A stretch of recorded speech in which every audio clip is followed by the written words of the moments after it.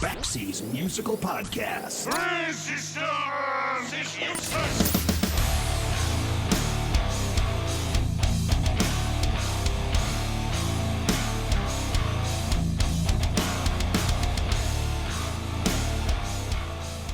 According to the dictionary, which is a very large book full of words, the term Dmob happy is a sense of euphoria that comes at the end of a period of stressful bullshit. For example, let's say you've accepted a new job. Dmob happy would be the period between getting that job and telling your current boss that he sucks and you quit. Of course, Dmob happy can also be applied to things like coming out of a horrible worldwide pandemic, for example. And while that term Dmob happy is primarily a British abbreviation born out of the anticipation of a demobilized military buildup in 1945, by definition, I think we've all kind of been there. So in 2008, when the band Dmob Happy formed in Newcastle, England, they weren't thinking of lockdowns or face masks or social distancing. They were thinking of something completely different. And yet, here they are 15 years later, releasing their first album in 5 years, enjoying a sense of euphoria coming out of a pandemic and into the stress of an album release and a U.S. tour. Dmob Happy isn't just the name of the band. It actually turns out to be a prophetic handle loaded with irony. But here's the thing. The latest album by the band Dmob Happy, called Divine Machines, also happens to kick ass. In fact, quite a lot of it. Their singles like Run Baby Run, Token Appreciation Society, and Voodoo Science are freaking great. And in my own opinion, their non-album single, Sweet and Sour America, is even better. Dmob Happy are currently wrapping up a tour of the U.S., and after spending the last month or so listening to their music, I feel like I'm coming out of something pretty special too, and I like it. This is my conversation with Matthew Marcantonio of Dmob Happy on Baxie's musical podcast.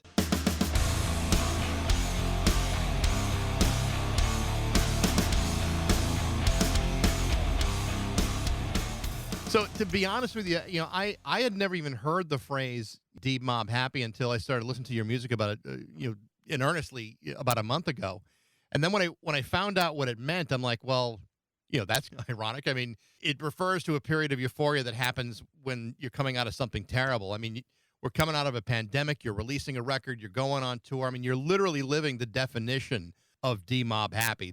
The irony of that is pretty profound. Yeah.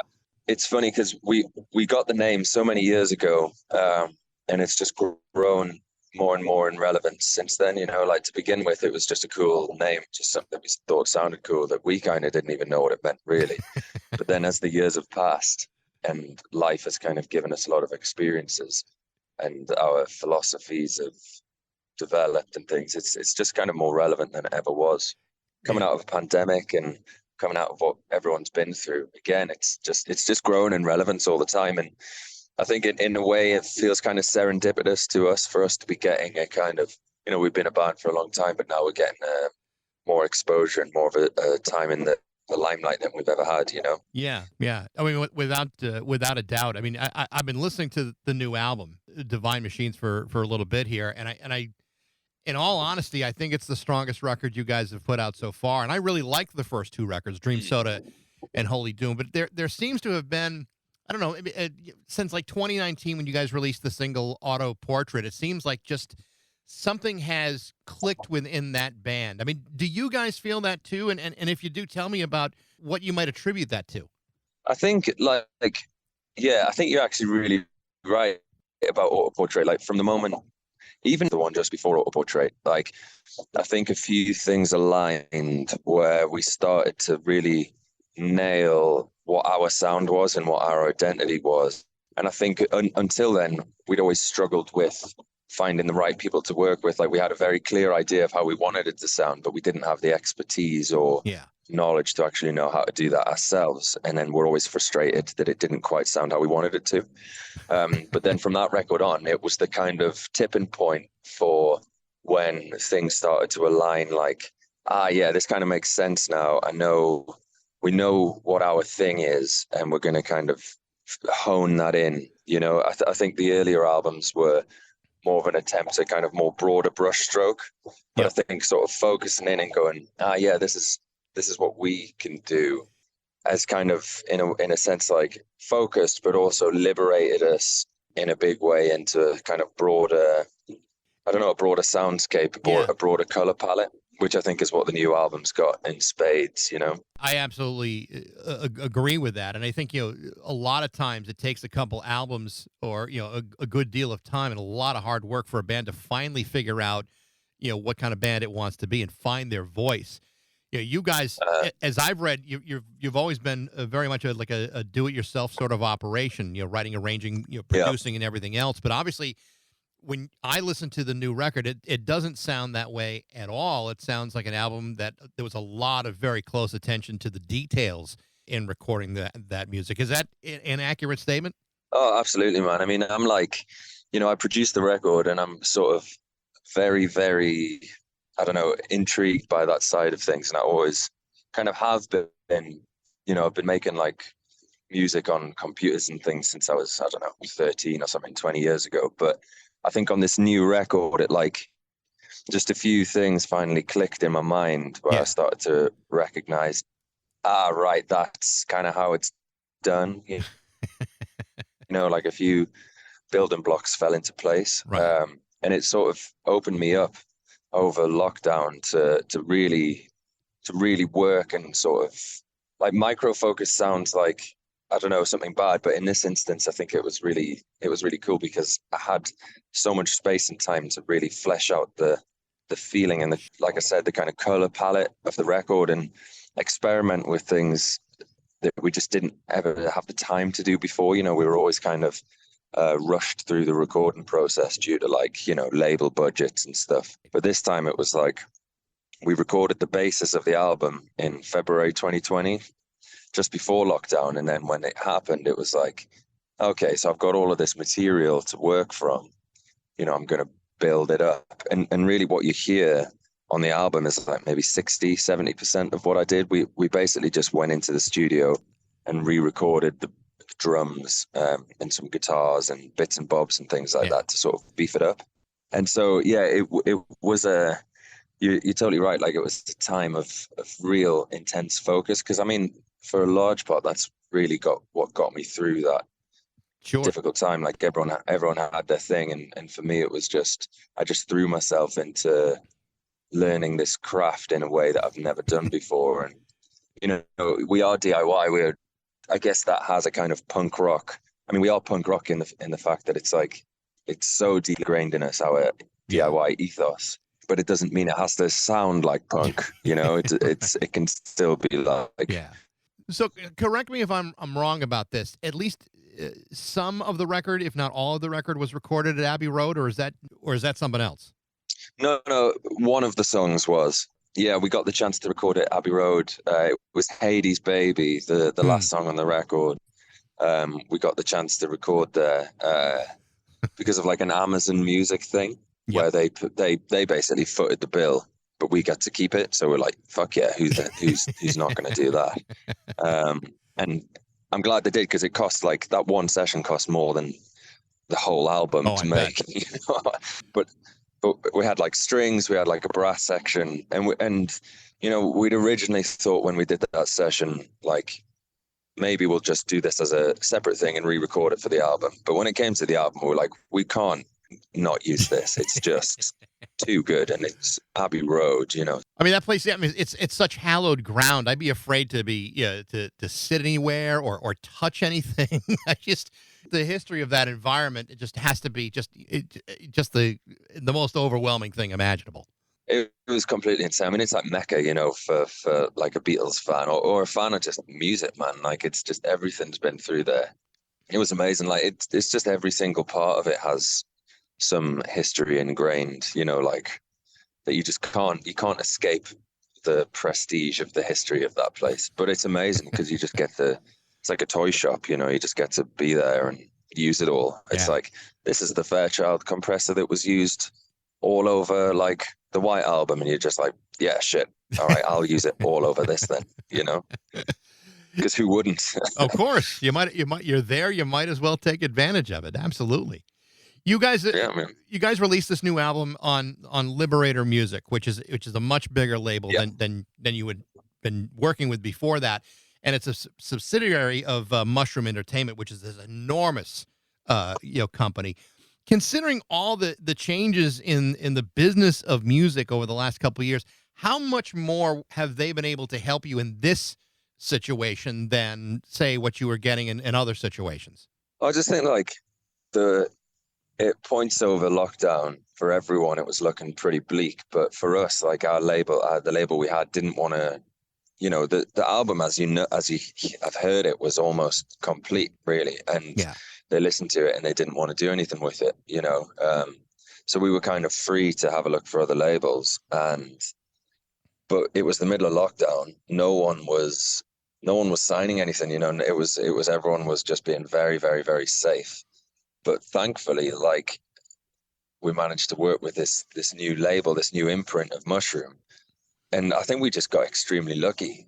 Obviously, it speaks to the power of the record, but they just said, "Yeah, fuck, we absolutely want to do this," Yeah. and we just thought, "Yeah, 100%." Like, there's no one else is interested because of lockdown. Like, what? We'd be mad to turn it down, and they've been amazing. They've been really good. There's some tremendous songs on the record that I really enjoyed a lot. Token Appreciation Society, loved Run Baby Run. Voodoo Science is awesome. But interestingly enough, I think the song that I loved the most out of the whole thing was the non-album single, Sweet and Sour America. I thought that was a tremendous song. Tell me about the decision to make that as a single and not necessarily as an album track. Well, we put a lot of time and thought into the sequencing of records, and it didn't feel like it had a place on the record. It felt like it wasn't going to work within the flow. And we knew that we had enough heavy hitters on the record, enough singles, like Token or Voodoo or Run Baby Run, that we kind of knew that one more heavy hitter might be a little bit lost or a bit wasted. And it would mean that we wouldn't be able to put some of the more kind of wider, softer, or kind of.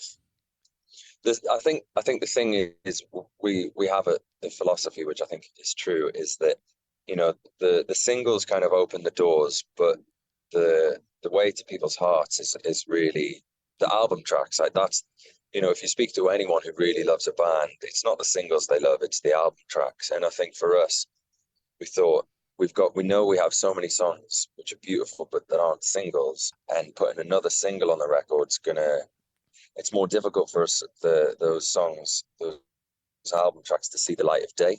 And so it kind of made sense, really, because we thought, well, we know we can release it further down the line.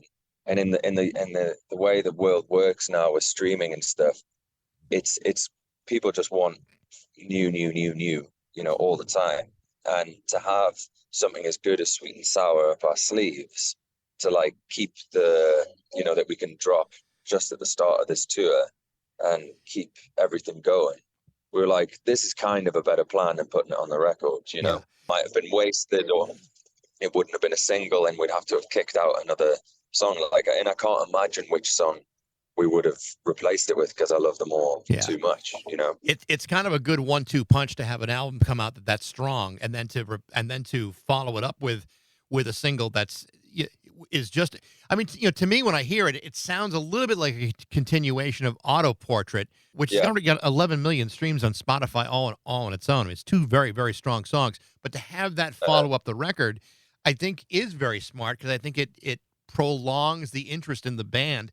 You release an album in May, it could be forgotten about by October or November, but here you are with another song. It brings everything back up, especially with streaming services where you're not just get the one song, but everything is now spit in front of you. Yeah, exactly, man. And I don't like the way it is at the minute. I'm looking forward to when all of these people like Spotify, crumble and die, because I think they're killing everything. But for now, like, the only choice we have is to like play the game. It's kind of an unfortunate situation where physical media, it's a struggle to sell it, and certainly in the volume that had been, say, 15 years ago when you guys started.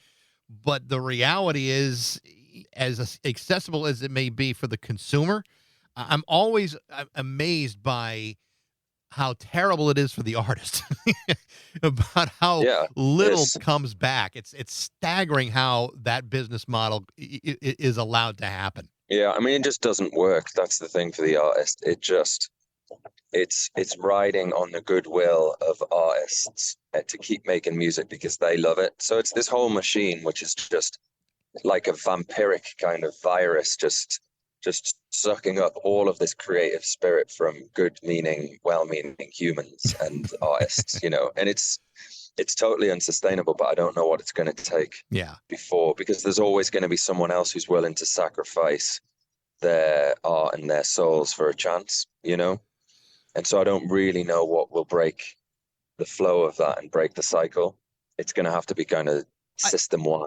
I think one of the good things about music, and I think this has maybe always been true, is that it takes an awful lot to kind of predetermine what's going to happen next. And it's really hard. Yeah. It's really hard to predict. For years and years and years, singles were the top selling thing, and no one would ever think you could ever put 10 songs on a record and make an album and sell it. Then all of a sudden it did, and then everything became digital, and then you got this fight between vinyl and digital, and I don't think anybody could predicted where the market goes with that. But I think at some point the artists and record companies are just going to have to figure out, all right, then what's the next opportunity? And I think down the road you will find it.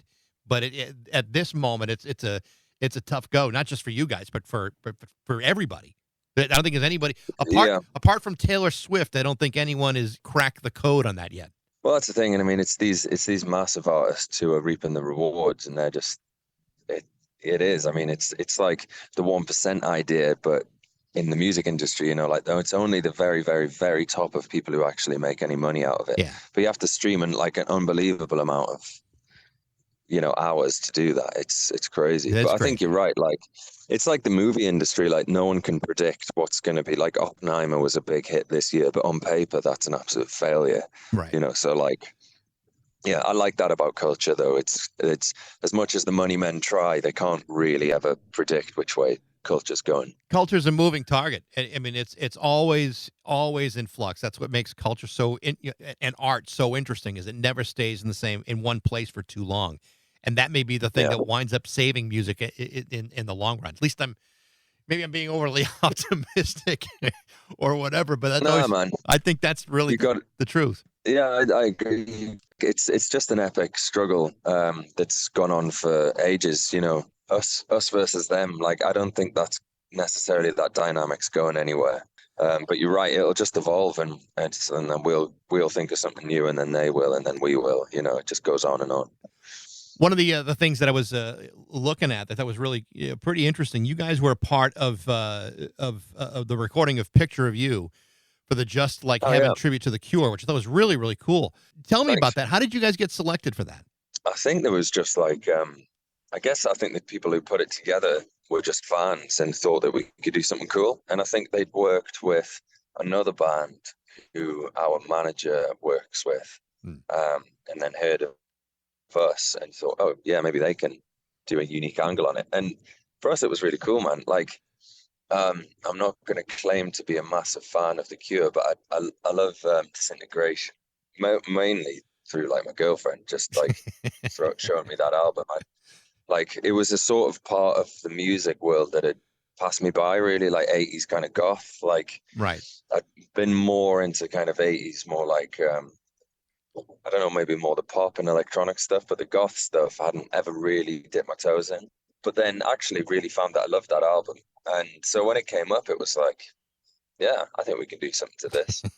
And it was a kind of cool session, man. It was it was a real experimentation. And the thing is, that song is so kind of freeform and jazzy in that nothing really repeats twice. And it's all a very unfamiliar sort of structure, and we really had to kind of plot it out and go, okay, this happens here, like the song is like 43 bars long or whatever, like this happens here, this happens here, this happens here, and really kind of plot it out, because we knew that we wouldn't ever really be able to digest it and reproduce it organically, because it is so freeform, and it's almost like a kind of jam, So we had to be like, all right, this is where that part comes in. This is where the vocals come in. This is where that.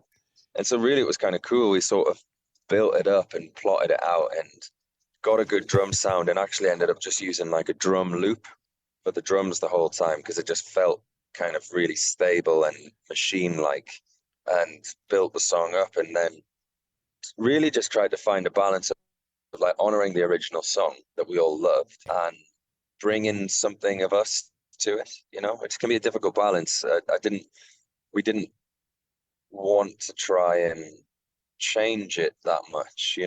But certainly put your own stamp on it too. Yeah, really. We really tried to. I think we struck the balance. Yeah, I think you did. Yeah, I'm proud of that. I think it's really cool. Whenever as a music nerd like anybody else, whenever I hear a band for the very first time, it's it's kind of like trying to put a puzzle together, trying to figure out, okay, well, where are the influences here? What were they listening to? As they were building their sound, and when I listen to you guys, I hear a lot of different things, and I'm sure some of it is accurate, and some of it is probably all in my head. Doesn't really matter one way or another, but. I hear things like Beatle harmonies. I hear things like Queen of the Stone Age, maybe some late era Killing Joke, and I definitely hear some White Stripes in there too. First of all, am I even remotely close on any of that? Yeah, man. I mean, the first two hit the nail on the head. Like we get a lot of the time people say we sound like Queens of the Stone Age meets the Beatles, like a kind of cross between those things, and it couldn't be more accurate, really. Like the music that we grew up with, me personally, was like 70s classic rock. Yeah. Through my dad, people like the Beatles, Supertramp, Pink Floyd, 10cc, kind of,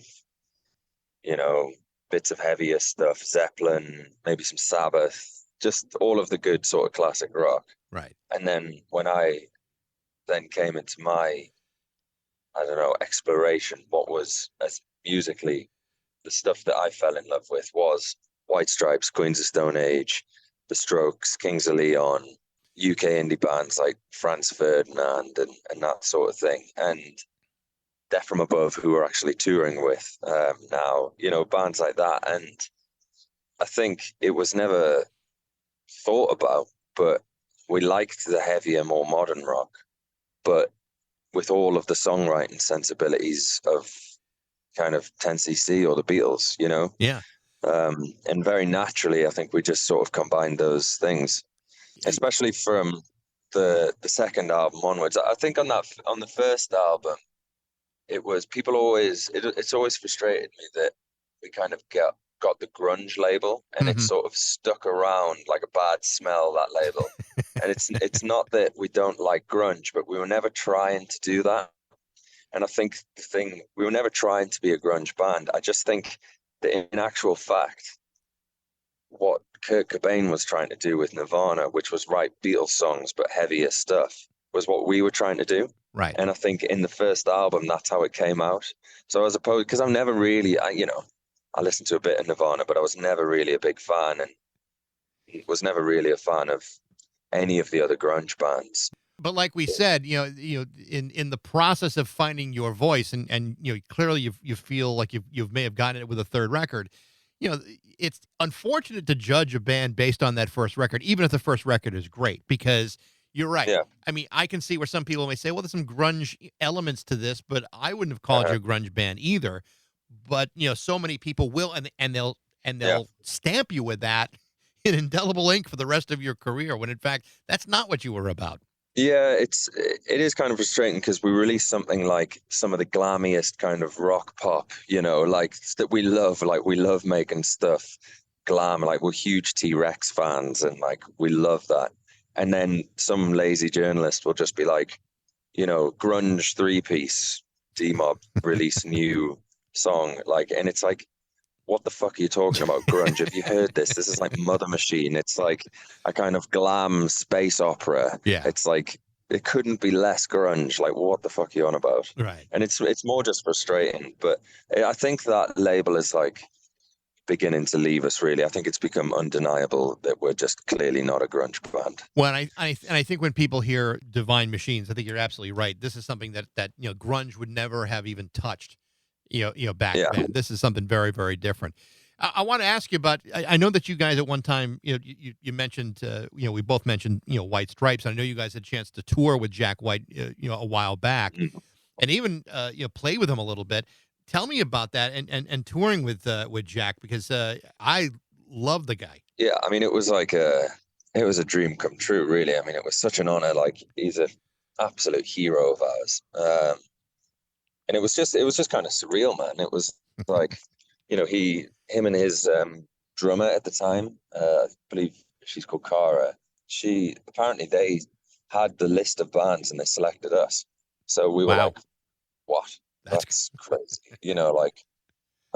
So it was very kind of humbling, and it was just kind of awe-inspiring, man. That's awesome. It was so cool to see the way he did stuff, the repertoire that he has, and the way the band just made up the set every night. He would just be like, right, we're playing this obscure blues song right now, and the band have to just be like, okay, they just need to know it. It's quite amazing. And he was a great dude, and his whole team were like really nice, and yeah. But when I think when he invited us to play with him on stage in the last show, it was kind of like a real affirmation for us. It felt like, right, we've arrived. Yeah. People, our heroes, take us seriously. Therefore, we feel serious now. Yeah, I would imagine it's a great sense of validation when a guy like Jack White, who's had you on the tour, says, "Hey, you know what? I'm not intimidated by a band that want to be really good as an opener. Let's bring them on." I think that's so cool. So cool. It was super cool. Yeah, it was amazing. So this tour that you're on through through the U.S., you started off in Mexico City on this thing. Was there a particular reason for that? Was it logistics, or why Mexico City? I mean, it's a place we've always wanted to play, and when the opportunity came up for us to play it, we just jumped at it. Yeah. There wasn't really like a logistical reason or anything like that. It was just, it made sense for us. The offer came in from the promoter. They wanted to do it, and our agent managed to make it work at the start of the tour, and then that was it, really. And I mean, we just said, fuck yeah. We've always wanted to go. Kind of Mexico and Japan have been the sort of top of our list of places to go and visit and play for a long time. So that's great. We never played Japan yet, but we've done Mexico now. What's the plan after that? Are you going to continue to tour back at home, or what's the next step? Well, we just did the UK and Europe leg before this one in the US. So now we're going to take a little bit of time off. It's been non-stop really for not ages, not like a hiatus, but just a few months, just because it's been non-stop with with making Divine Machines, and then making the videos. When you're as DIY as we are, and you are involved in every facet of what happens, it's exhausting. Yeah, I bet. So we need a bit of time, just a bit of space, and then after that, we're going to make new music. Well, Matt, like I said, I've really enjoyed listening to Divine Machines. I've enjoyed listening to all of it, frankly, and love the new singles. And so it's a real pleasure to talk to you. I wish you guys all the best of luck. Thank you very much. Thanks for having me on. The name of the new album from Dmob Happy is called Divine Machines, now on Liberator Music. Thanks for listening. I hope you enjoyed it. If you did, feel free to like it, share it, rate it, tell all your friends about it. You can follow us on Facebook, Instagram, and TikTok for all the latest updates. And you can also email me at bax@rock102.com. I'd love to hear what you think. And thanks again for listening to Baxie's Musical Podcast.